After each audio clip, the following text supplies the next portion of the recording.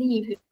Pô, me manda no WhatsApp se abriu a tela toda para todo mundo, porque eu não consigo visualizar porque eu coloquei tela cheia. Por favor.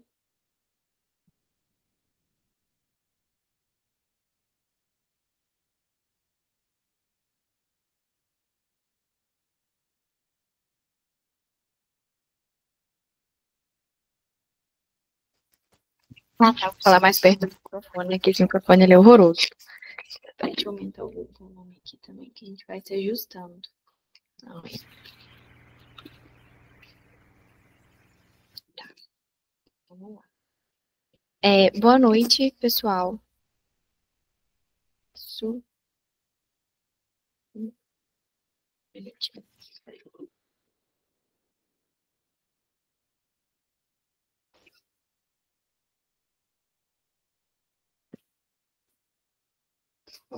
Vamos lá. Boa noite, pessoal. Bom, provavelmente vocês vão ver essa aula depois, mas eu vou fazer uma aula de introdução com vocês no livro, né? De psicologia aplicada à enfermagem e ética. Bom, para a gente iniciar, deixa eu me apresentar para vocês. Meu nome é Roberta. Eu sou psicóloga clínica, pós-graduada em psicologia hospitalar. Atuo como psicóloga na Associação do Câncer de Araxá, que é na Ampara. E também sou professora da Politécnica, já tem aproximadamente uns 3 anos que eu estou atuando na área de professora, né? Bom, inicialmente, eu gostaria de até passar um slide aqui, que eu gosto muito de falar sobre essa frase que é de Jung, que é a questão do conheça todas as teorias, domine todas as técnicas, mas ao tocar uma alma humana, seja apenas outra alma humana. O que eu gosto de falar a respeito sobre isso? É que nós, como profissionais, principalmente da área da saúde, a gente se coloca sempre num plano maior do que o outro, né? Mas precisamos ter compreensão que perante a uma outra pessoa, eu sou apenas outra pessoa, né? Não é porque eu estou com um jaleco branco que quer dizer que eu tenho um poder maior sobre ela, né? E aí, como tá? Eu vou fazer o seguinte, no livro de vocês, a gente tem lá a questão de primeiro do conhecimento, para depois a gente falar sobre a questão da psicologia hospitalar. Então, eu vou começar primeiro um pouquinho da história da psicologia hospitalar, e a gente chega no momento atual de hoje, né?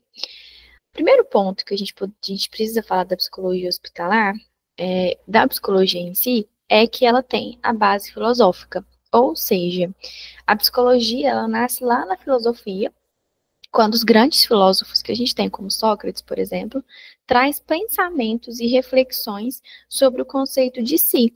Então, naquela época, os filósofos, naquela época, eles tinham um pensamento e eles queriam entender a questão de como funciona a mente humana, como era o pensamento, trazia-se muitas teorias, inclusive, voltado para a questão do amor, da questão do mundo a respeito do homem, na verdade, o homem como o centro da Terra, né, como o centro do mundo.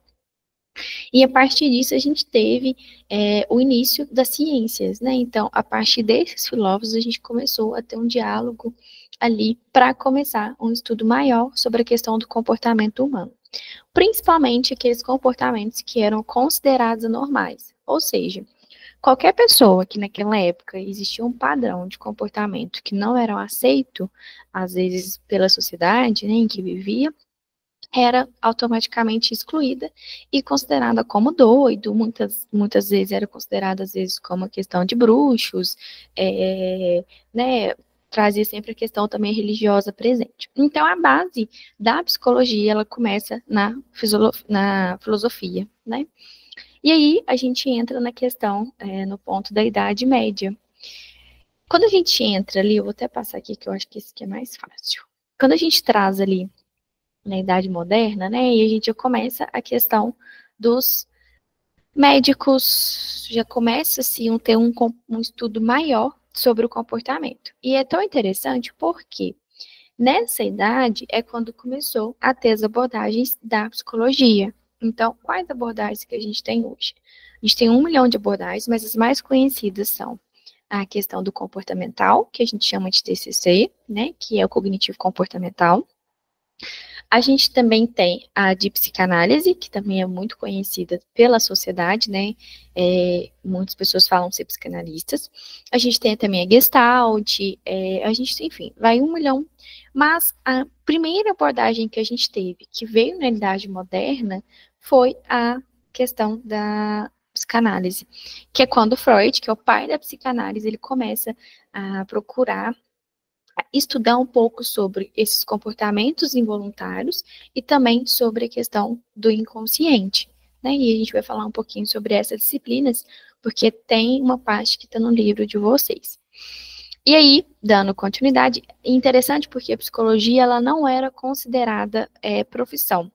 Então, a gente teve médicos que se especializaram em psiquiatria, e de psiquiatria a gente começou, dentro desse campo, ter o psicólogo. Ah, Roberta, qual que é a diferença entre um psicólogo e um psiquiatra? Dentro disso, né, dentro das próximas aulas, a gente vai ter uma matéria exclusivamente falando sobre a psiquiatria no hospital, que eu vou apresentar para vocês a diferença. Mas o psiquiatra, ainda assim, ele é o médico, né, então ele tem a questão do CRM e tudo mais, e nós psicólogos não. A gente se apega na questão das emoções, dos comportamentos, né, e tudo mais. E aí, lá pelo século mais ou menos 18, né, lá pelo século 20, 19, se tornou-se uma ciência, né? Qual foi, então, a primeira abordagem que a gente teve da psicologia? É Freud, é a psicanálise, né? Como começou isso? O Freud, ele tinha uma concepção de que a nossa mente era dividida entre consciente e inconsciente. O que seria isso? Para ele, tudo aquilo que nós não temos acesso, a gente considera-se como inconsciente. O que seria esse inconsciente? Traumas, desejos obscuros, memórias que no qual a gente acha que está apagada, todas estão localizadas no nosso inconsciente. Tudo aquilo que eu sei quem eu sou, do meu conhecimento, a gente chama de consciência. Roberta, mas e aí? O que está no nosso inconsciente, nosso psiquismo? Não sai? Sai. Muitas vezes a gente traz através da questão de um sonho, não estou falando da questão de interpretar, é de uma interpretação do sonho, mas é uma interpretação do sonho mais profunda do que a gente vê hoje, às vezes, na internet. E aí Freud, ele começa a estudar aspectos psicológicos, biológicos e sociais. Então ele começa a entender que, peraí, a pessoa, ela tem crenças, né, crenças limitantes, crenças que passam da geração em geração, dos pais para o filho, da relação da filha com o pai, da relação com a filha com a mãe, e ele vai aprofundando nisso, e ele começa a entender que uma criança, ela vai além de só uma interação social. Então, a gente chama, vocês vão ver, que é o biopsicossocial, e que hoje a gente chama de biopsicossocial espiritual. A gente vai chegar lá. Então, ele começa a entender que aquela pessoa, ela não é só uma interação social. Tem algo além dessa interação social. Tem algo além só de uma saúde mental. Né? E a gente chama da interação dos três, que é o biopsicossocial espiritual. E aí, o que Freud traz da psicossomática? De que toda angústia não elaborada, toda emoção que ela não é elaborada, ela volta para o nosso corpo em forma de patologias. O que são as patologias? São os transtornos mentais que a gente tem. Não só transtornos, como doenças também que a gente tem. Então, por exemplo, dermatite, né? A gente vê muitas pessoas tendo dermatite. Gastrite nervosa, um exemplo. Enfim, outros tipos de doenças da saúde física que vêm através da nossa saúde mental. Mas a base, né, da psicanálise ainda continua sendo consciente e o inconsciente. E a gente dando continuidade aí, a gente vai falar um pouquinho sobre a questão de Pavlov. Quem que é Pavlov? O Pavlov, ele é o grande, fundou-se, né, através dele, a gente teve a abordagem hoje, que é a conhecida, que é comportamental. Então, através dele, a gente tem a TCC, né, que é uma das abordagens mais conhecidas. Como que funcionava a questão da abordagem de TCC, como que era utilizada, como era feita a aplicação dela. Só um minutinho, gente. Só mais aqui.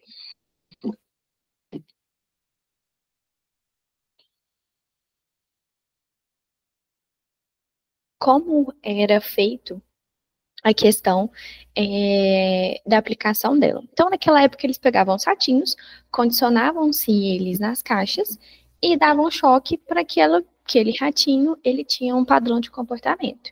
Então, por exemplo, toda vez que o ratinho ele ia beber água, tomava choque. Então, ele começou a entender que toda vez que ele fosse beber água, ele iria tomar um choque. Toda vez que ele apertasse o botãozinho para poder beber água, ele iria tomar o quê? Choque. Então, a partir disso, condicionou a esse rato começando a apertar o botão do lado, que ele falou assim, então se eu apertar esse, eu vou beber água, mas eu não vou tomar choque.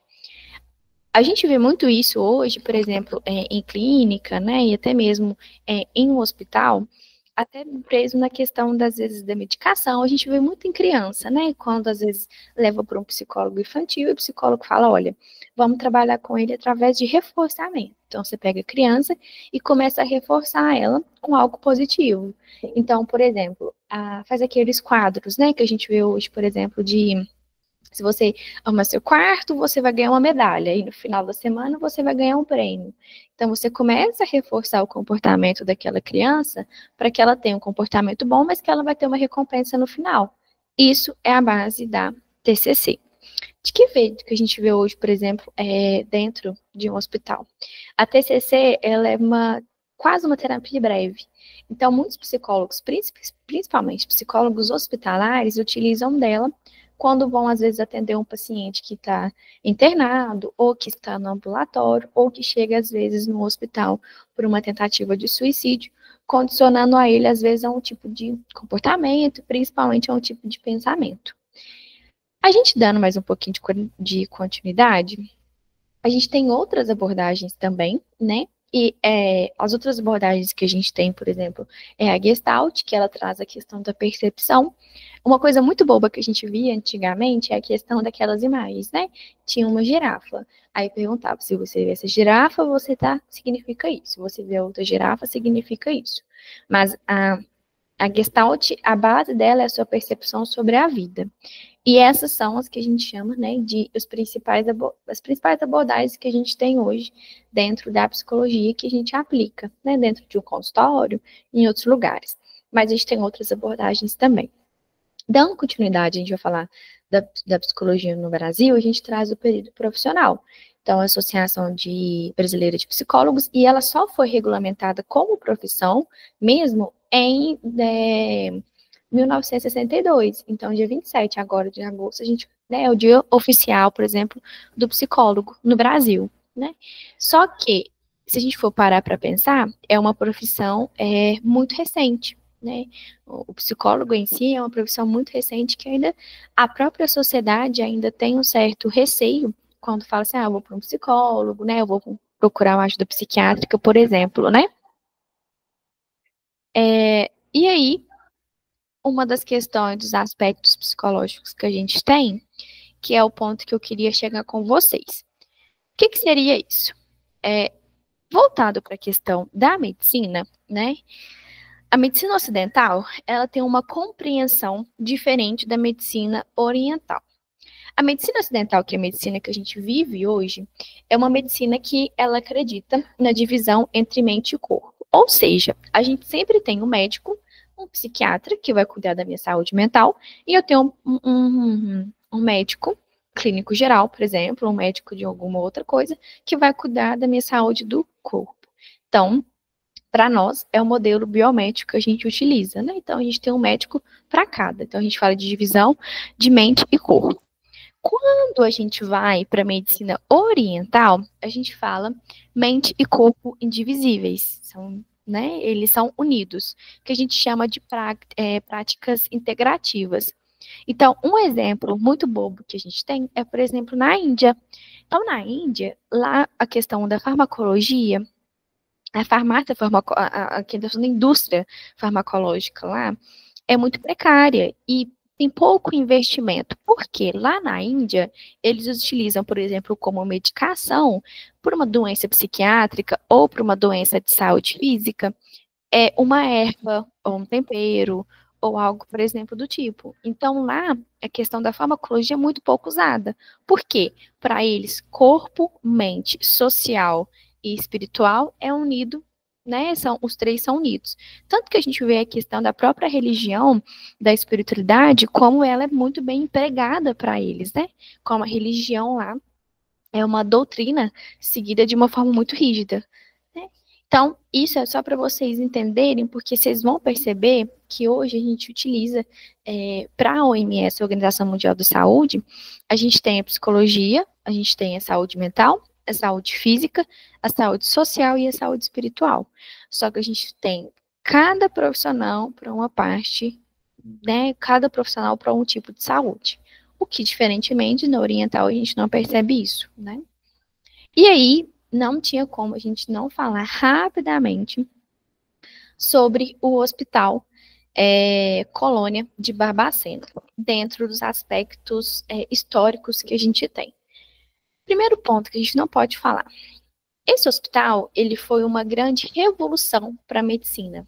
Vocês vão entender por quê. Primeiro, esse hospital, Barbacena, aqui em Minas Gerais, né, ele é próximo ali de BH, se eu não me engano, para frente um pouquinho ali de BH, antes de Juiz de Fora. E lá, né, ainda existe o hospital, mas não é este hospital que a gente está falando, hoje existe um outro hospital, e o que foi antigamente, que era um sanatório, né, manicômio, na verdade, que é a mesma coisa, hoje lá, por exemplo, é um museu, né, eles não existe mais essa estrutura.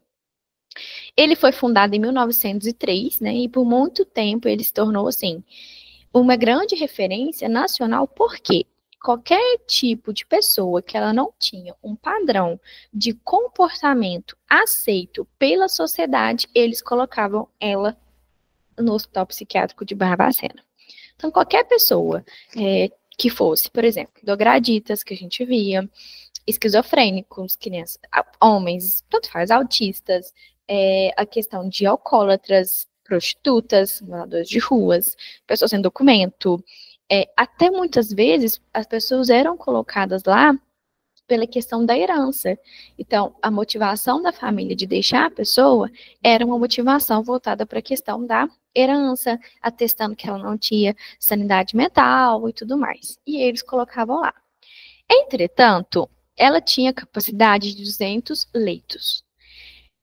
Chegou no ponto de extremidade de ter 5.000 pacientes. Essas pessoas começaram a morrer. Então, elas morriam de fome, morriam de frio, porque era tão precário a questão da estrutura que muitas vezes, né, faltava a questão de telhados, a questão de roupas, a questão de agasalhos, né? Então, muitas pessoas morriam de frio, morriam de fome, muitas não conseguiam comer, não tinha saneamento básico, e todo mundo vivia junto. Então, a gente tinha a ala das crianças com os adolescentes, a gente tinha a ala dos adultos, que as mulheres e os homens, todo mundo junto, né? E por que que ela foi uma das revoluções, assim, muito grande? A gente teve a luta antimanicomial, provavelmente vocês devem ter escutado falar um pouquinho sobre isso, mas junto com a luta a gente teve uma revolução francesa, que veio através da área da saúde. Então, junto com isso, essa mudança que teve na área da saúde, inclusive a gente teve depois, um pouco depois da criação do SUS, mudou. E aí veio na época, né, uma questão de um pessoal de fora, franceses, avaliaram as circunstâncias de como que estava esse hospital, como estavam esses pacientes, e aí eles falaram, bom, não dá para continuar assim, né, e aí fecharam, sim, o hospital. As pessoas que faleceram, e um detalhe importante, porque chegou no ponto onde o cemitério do hospital não comportava, não comportava mais aquele número de corpos. O cemitério da cidade já não cabia a quantidade de corpos de pessoas que haviam ali. E, então, eles começaram a ter que cremar esses corpos, né, das pessoas que iriam morrendo. Eles fizeram essa luta antimanicomial, fecharam o hospital e, a partir disso, não fecharam somente no Brasil. Então, a gente teve uma mudança significativa em outros países também, principalmente quando a gente fala da França. Então, a gente teve essa revolução que voltou-se para a questão da medicina, principalmente na área da psiquiatria, né? E aí a gente fala do primeiro hospital que a gente teve, que é em Massachusetts, que é um hospital americano, que foi o primeiro hospital que a gente teve um psicólogo presente numa equipe multiprofissional, né? E ele era um hospital psiquiátrico.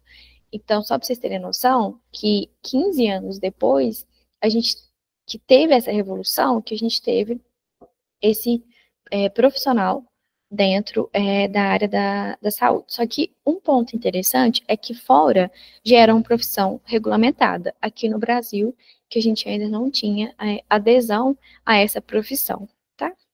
E aí, a gente também fala do pós-guerra, o pós-guerra daqueles militares que voltaram, né, da Segunda Guerra Mundial, que eles voltaram para as casas, principalmente, e apresentando muitos transtornos. Então, a gente pode falar da questão do estresse pós-traumático, a gente pode falar, por exemplo, das alucinações também, da agitação, psicomotora. Muitos voltavam com muitos traumas e acabam desenvolvendo a questão da esquizofrenia também, alteração no humor, e entre outros. E esses militares, né, que estavam ali na guerra e voltaram do pós-guerra, foram um dos principais pacientes que a gente teve dentro de um hospital psiquiátrico. Então, dentro de um hospital psiquiátrico, eram os maiores pacientes que a gente recebeu depois para dar continuidade no tratamento, né? A gente fala da criação da APA, a gente tem aqui em Araxá a APA, que é a Associação de Psicólogos de Araxá.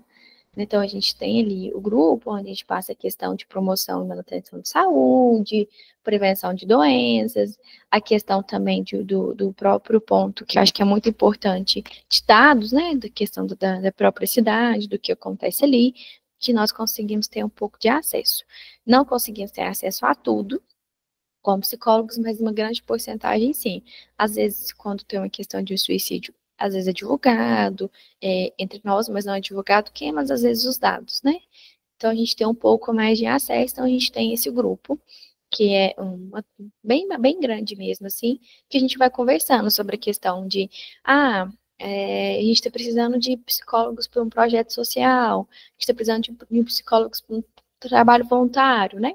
Então, tem esse grupo. E a gente fala também da criação do SUS, que eu acho que é um dos pontos bem importantes também, que a gente vai rever. O que seria a questão da criação do SUS, né? A criação do SUS, hoje a gente utiliza do SUS, na verdade, então a gente tem atenção primária, atenção secundária e atenção terciária. Vocês, como técnicos, estão na atenção primária, que é quem recebe esses pacientes. A atenção secundária é os médicos, é a administração, e a atenção terciária é a equipe multiprofissional, que aí é quando entra um médico, um fonoaudiólogo, entra um nutricionista, entra um fisioterapeuta, né? Entre outros profissionais aí. E aí, hoje a gente faz a utilização do SUS, mas a gente vai voltar um pouco nesse assunto. Eu acredito que tenha muito pouco dentro do livro de vocês, né? Mas só para vocês terem conhecimento. E aí, a pergunta importante que tem no livro de vocês, inclusive, é a profissão que faz um psicólogo hospitalar. Que eu contei para vocês um pouquinho da história. Então, o que faz o psicólogo hospitalar? O que é esse biopsicossocial espiritual, né? O que eu tenho a ver com isso? Tem muitas perguntas que geram em torno disso, principalmente o que faz um psicólogo hospitalar. O psicólogo hospitalar, ele trabalha com 3 pontos, que é paciente, família e equipe. Ou seja, é uma interação dos 3. Eu cuido do paciente, eu olho para a família e eu trato a equipe. Por quê? Do processo todo de um adoecimento, de uma internação, quem sofre mais não é, às vezes, o paciente, mas é muito mais a família desse paciente, ou às vezes a própria equipe, né? O paciente, o processo de hospitalização já causa nele mudanças na rotina. Quando ele passa por esse processo, né, de fora da rotina, da angústia, esperando um prognóstico, não tem informações claras, fica angustiado, fica ansioso, acaba se gerando algumas crises. Então, a gente tem o que é muito recorrente de acontecer, pacientes tendo crises, às vezes, de ansiedade e de pânico quando estão internados, né, por uma doença, esperando também, às vezes, uma notícia ou algo do tipo. Quando a gente fala da família, eu acho que de todo a família é um pouco mais difícil, por quê? A família é o que mais cobra a equipe, principalmente o técnico e o enfermeiro, sobre respostas. Eu acho interessante conversar sobre isso porque o técnico de enfermagem, o enfermeiro, né, tem até onde ele pode ir dentro da sua profissão, dentro da sua ética. Então, por exemplo, a gente vê muito acontecer.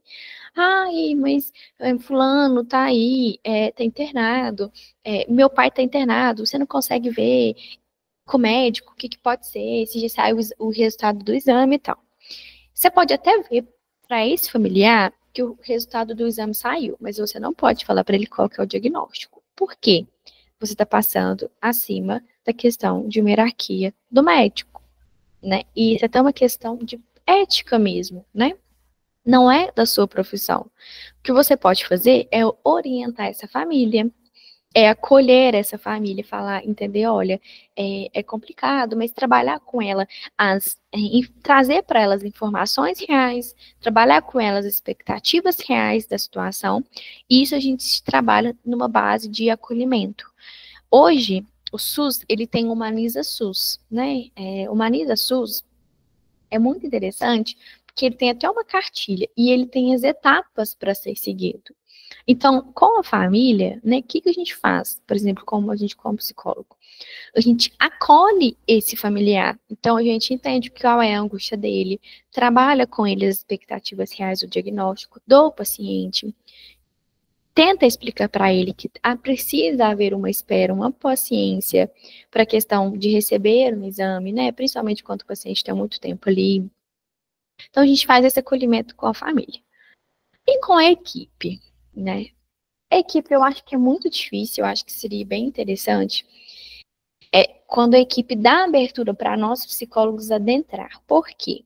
Hoje, não é todos os hospitais que a gente tem uma equipe multiprofissional completa. Então, alguns hospitais têm somente o técnico, o enfermeiro e o médico como equipe. Vir alguns aí que tem, por exemplo, um fisioterapeuta, um nutricionista, um psicólogo, um fonoaudiólogo, um ou outro ali que tem, não é todos que tem. Quando nós, psicólogos, adentramos nessa equipe para conversar com vocês, principalmente sobre o caso, a gente também acolhe vocês perante aquele paciente. Então, a gente vê muitos, por exemplo, eu já atendi, né? Muitos técnicos de enfermagem que não se sentem confortáveis atendendo tais pacientes, porque tais pacientes remetem a ele algo que ele já vivenciou, tais pacientes remetem a ele algum tipo de gatilho, ele se sente sensível em relação ao caso. Ou muitas das vezes o próprio técnico enfermeiro quer fazer além do que ele pode fazer. Então, a gente tem, por exemplo, um caso que foi bem interessante, que fala muito sobre isso, que é o quê? O paciente estava em cuidados paliativos, então, ele saiu do tratamento oncológico, entrou em cuidados paliativos. E aí, em cuidados paliativos, a gente tem a sedação paliativa. O que seria isso? A sedação paliativa, ela só é ofertada para o paciente em últimos casos, acreditando no restinho mesmo. Só que a sedação, ela tira a consciência do paciente, deixa ele inconsciente até o momento da morte, quando o coração para. O que é o maior problema que a gente tem? A comunicação entre a equipe e a família. Por quê? O paciente quer uma coisa.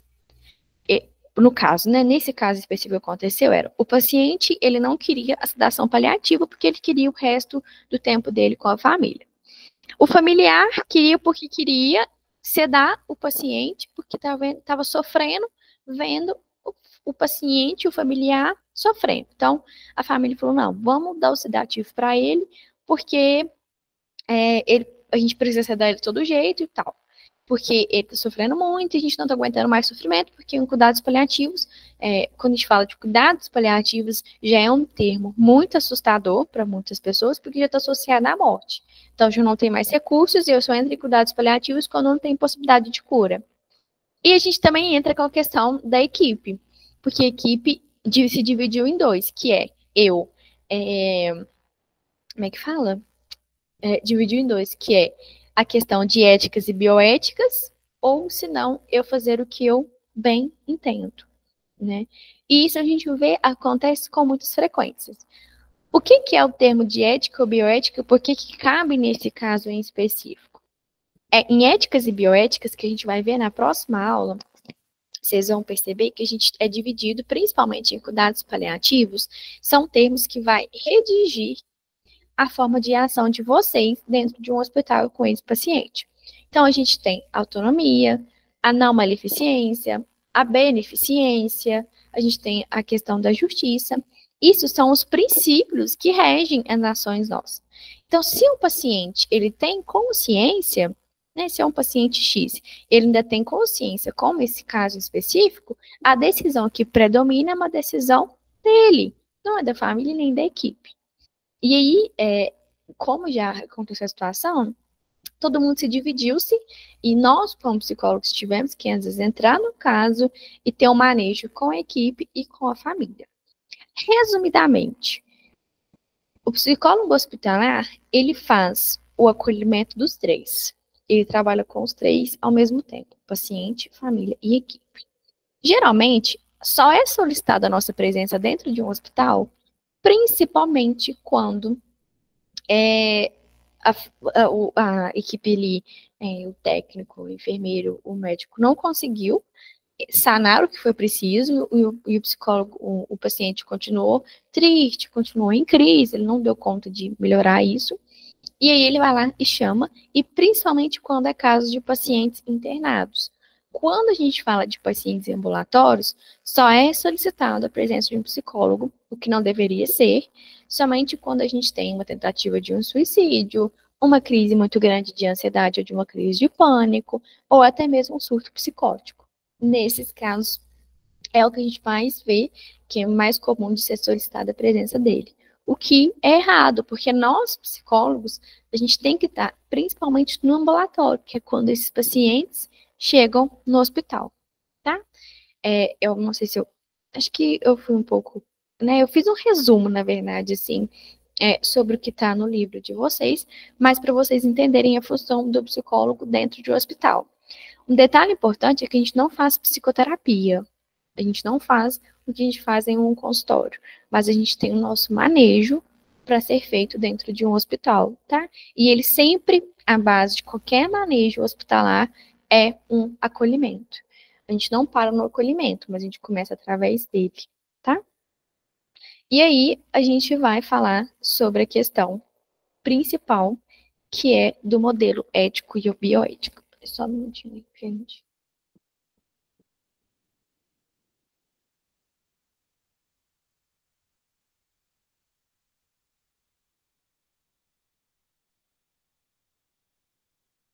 Que é do modelo biomédico e do modelo biopsicossocial espiritual.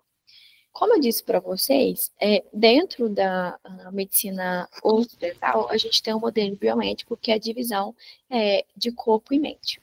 Só que, entretanto, nos últimos anos, a OMS passou a entender que existia algo além, né, de só ser saúde mental e saúde física. O que seria isso? A OMS ela começou a entender que, peraí, a gente tem uma saúde biológica, a gente tem uma saúde espiritual, a gente tem uma saúde social e a gente tem uma saúde mental. Então, a gente fala hoje da interação dos quatro. O que seria uma saúde biológica? E até um ponto de reflexão para vocês também, que é o quê? Que eu acho que é bem interessante vocês refletirem. A gente tem uma percepção de que saúde é um bem-estar. Então, se eu não tenho uma ausência de doença, eu estou bem. Só que para você me comprovar que você tem uma saúde de qualidade, você precisa ter os quatro. Então, a gente fala da saúde biológica. O que seria saúde biológica?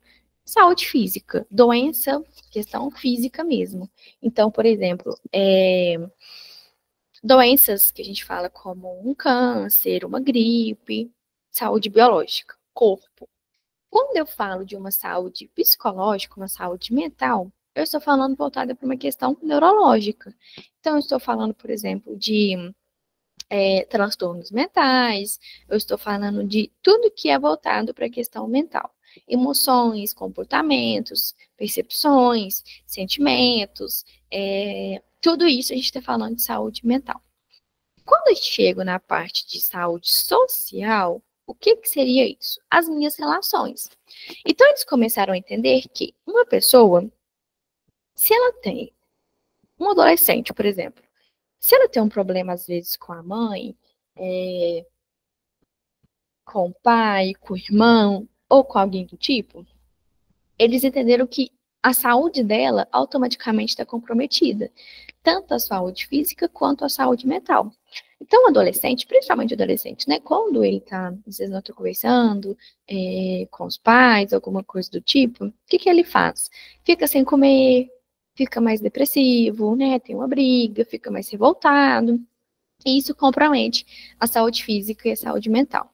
A saúde social, a gente não fala somente da questão das interações, das nossas relações interpessoais. Não é só isso, é qualquer tipo de relação, uma amizade, um namorado. Mas a gente também fala da questão financeira. Porque, por exemplo, se a gente pegar uma pessoa que está lá na periferia, lá no Rio de Janeiro, morando na periferia e tudo mais, essa pessoa, ela passa por como que eu posso explicar? Uma carência. Quando eu falo carência, é uma carência na educação, uma deficiência na educação, uma deficiência até mesmo na questão alimentar, na questão de saneamento básico. Ela não tem tanto acesso como a gente tem acesso hoje, então ela passa por dificuldades. E automaticamente a saúde física e a saúde mental dela também está comprometida. Né? Então, a saúde social, a gente não fala voltado só para o âmbito das relações interpessoais, mas a gente também fala voltado para a questão da saúde econômica mesmo, né? Que muitas vezes acabam influenciando bastante, né? Quantas pessoas às vezes não cometem às vezes um suicídio por causa de uma questão financeira ou até mesmo por uma questão biológica. Às vezes um paciente ele vai lá e descobre um câncer, inicia ali tem muitos casos de pacientes que recebem a questão do você vai entrar em cuidados paliativos e aí comete, né? E a gente chega no ponto principal, que é o mais novo, que é a saúde espiritual. Então, como que foi isso? Por que da saúde espiritual? Por que é tão nova? O porquê dela? Eles começaram a perceber e fizeram um estudo e pegaram duas pessoas na época, duas pessoas que estavam iniciando o tratamento oncológico. Então, uma pessoa que estava iniciando o tratamento oncológico, uma era ateu e a outra tinha uma crença. Crença, não vamos falar religião, porque o espiritual, nesse caso, a gente está falando de crença. O que essa crença é motivadora para essa pessoa. Então, quando eu falo de um espiritual, nesse termo para o OMS, eu estou falando de crença motivadora. E tinha uma pessoa que tinha uma crença muito motivadora. E as duas começaram o tratamento oncológico. Aquela que tinha uma crença, né, uma crença motivadora, que se apegou a algo ali, o tratamento dela foi eficaz. Por quê? Motivou a ela dar continuidade a esse tratamento. Aquela pessoa no qual ela não tinha onde, né, se apegar, ou uma motivação e tudo mais, do decorrer do tratamento oncológico, porque o tratamento oncológico é um tratamento muito difícil, ela foi perdendo-se a vontade e ela não teve um tratamento tão eficaz e tão satisfatório como a outra. A gente vê isso, por exemplo, em outras situações também, né? Muitas pessoas que às vezes, principalmente em tratamento oncológico, se apegam a algo, se apegam a uma crença, crenças que vêm passada de geração em geração, né? E aí eles começaram a entender que, peraí, muitas pessoas é influenciada por essa crença. Então, por exemplo, o paciente chega para mim no consultório, a gente vai fazer a anamnese desse paciente. Uma das perguntas que a gente faz é qual que é a sua religião? Por quê? A religião daquela pessoa pode influenciar na percepção dela, do pensamento dela, no comportamento dela. Então, eles começaram a entender que tinha algo além de só essas três, né? E é interessante trazer que esse termo espiritual é algo muito novo, bem recente dentro da medicina, mas que é algo que a gente já está começando a trabalhar, porque muitas vezes você vai, e você como técnico de enfermagem, no seu dia a dia, você vai ter esse tipo de vivência, que é o quê? Muitas vezes um paciente vai chegar para você e vai falar, ah, mas meu prognóstico não foi legal, meu diagnóstico não foi legal, mas se Deus quiser, eu estou colocando na mão de Deus a possibilidade de uma cura. Os pacientes falam isso, ah, estou colocando na mão de Deus a possibilidade de uma cura. Ou seja, ele tem uma crença motivadora, no qual ele está se apegando a isso. E isso está sendo bom para ele, né? Então, por isso que hoje a OMS ela emprega que para você ter uma saúde de qualidade, pelo menos você precisa ter as três primeiras saúdes, que é uma saúde física, uma saúde social e uma saúde mental, que é o biopsicossocial. E o espiritual, como é algo mais novo, ele vem acrescentando, mas pelo menos você precisa ter esses três equilibrados, tá? Bom, o que eu tinha pensado para hoje, preparado, conforme eu tinha dado uma lida no livro, seria isso. E na nossa próxima aula a gente vai falar um pouquinho também sobre esses termos éticos e bioéticos, que eu acho que vai ser interessante para vocês, para maior concepção em relação a isso. E eu vou trazendo alguns casos para vocês perceberem da questão do psicólogo, junto com esses termos, né, junto com essas éticas e bioéticas, juntamente com vocês. Mas eu queria deixar bem claro que o psicólogo é um trabalho em equipe, então ele não trabalha sozinho dentro de um hospital. O psicólogo ele trabalha junto com o paciente, junto com a família e principalmente junto com a equipe, quando ele faz parte e quando ele é convidado a fazer parte dessa equipe. A psicologia, a base dela, o nosso trabalho é a questão de um conhecimento, de pensamentos, de comportamento, percepção e emoção e sentimentos. Então, a gente entende que o ser humano, ele é guiado, né? Ele é guiado ali através dos sentimentos e emoções que ele sente. Então, se ele não elabora uma emoção correta, se ele não entende o que está acontecendo e ele vai atropelando as coisas, aquilo pode voltar para o corpo dele em forma de patologia, que é quando a gente tem as doenças, né? Então, muitas pessoas, às vezes, quando ficam muito nervosas, começam a empolar o corpo. Dermatite, que a gente chama dermatite atópica. A gente pode falar muitas vezes, a pessoa, quando está muito nervosa, a gente vê a questão de uma gastrite. E a gente vai vendo, né, uma gastrite nervosa, a gente vai vendo, trazendo outros pontos também. E a gente também se baseia na questão do comportamento daquela pessoa. Na clínica hoje, eu atendo com abordagem e orientação psicanalítica. Então, eu trago muito do paciente, conheço ele, entendo a percepção dele, vejo o que as crenças dele limitantes, por exemplo, interferem na escolha dele, no dia a dia dele, no padrão de comportamento dele. Tá? Mas é só para vocês terem essa introdução mesmo da matéria, da aula, mas que a gente possa ir construindo algo. Se vocês também tiverem alguma dúvida, pode mandar para a Lívia, que aí ela vai me passando, e nas próximas aulas eu vou respondendo vocês, tá? Lívia, eu acho que é isso, mas eu não sei se por questão de tempo eu tenho que ficar um pouquinho a mais. O que que você acha?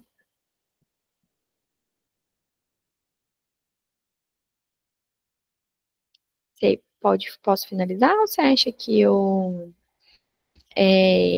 espero um pouquinho a mais? Posso?